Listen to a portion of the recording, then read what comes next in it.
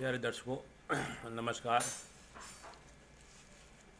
देखिए, प्रत्येक जो हम पढ़ते चले आ रहे हैं, इसका जो एक मुख्य नियम है उसको ज़रूर ध्यान में रखना।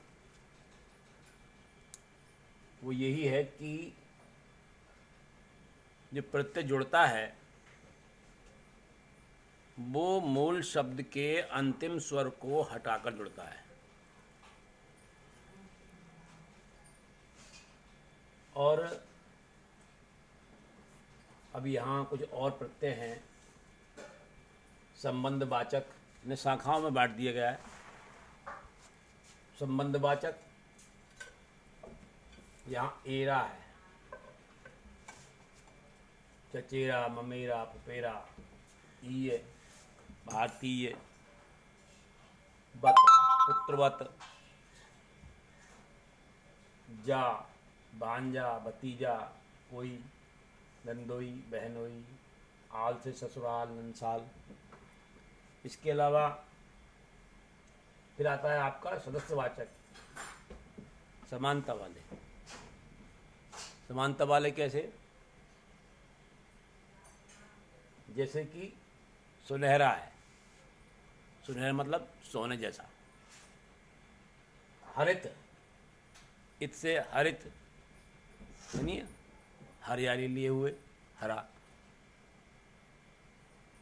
इमा, नीलिमा, ई, सफ़ेदी, इस तरह से। अब आता है ये गुणवाचक में।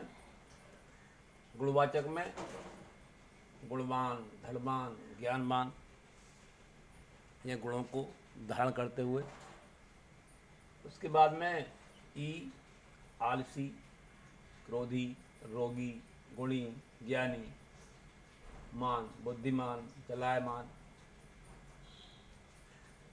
उसके बाद में गणनावाचक में दूसरा, तीसरा, चौथा, पांचवा, नौवां, सातवां, इस तरह से। स्थानवाचक में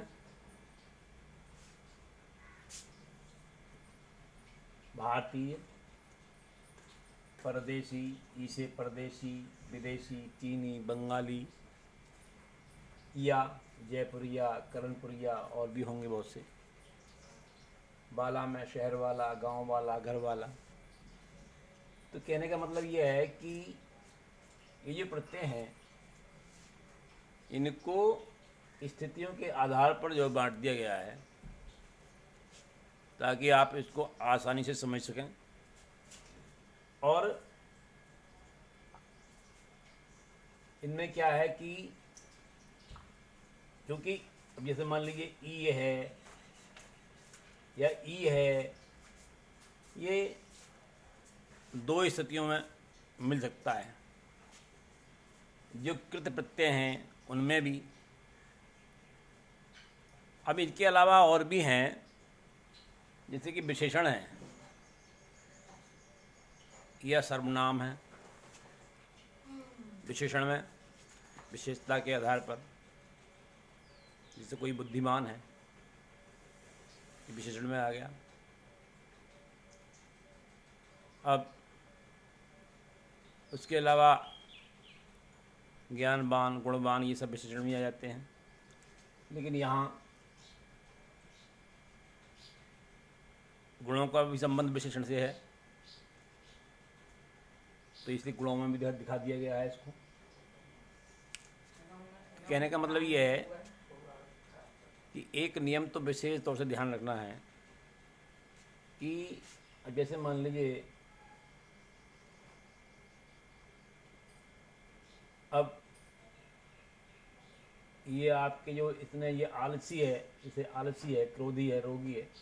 आलस, आलस में ई जुड़ा हुआ है, यानी यहाँ पर जो इस आलसी में आलस शब्द है, मूल शब्द आलस है, तो आलस को अगर हम सा को अलग करें तो हलंत सा अलग हो जाएगा और आ अलग हो जाएगा। लेकिन उस आ को जो है वहाँ से हटा करके उसमें ई शामिल कर दिया जाएगा। इस तरह से जो है ये प्रत्यय पूरा हो जाएगा, प्रत्यय स्थापित हो जाएगा। तो इन प्रत्ययों के अतिरिक्त और ही बहुत से शब्द ऐसे हैं जो स्थिति के अनुसार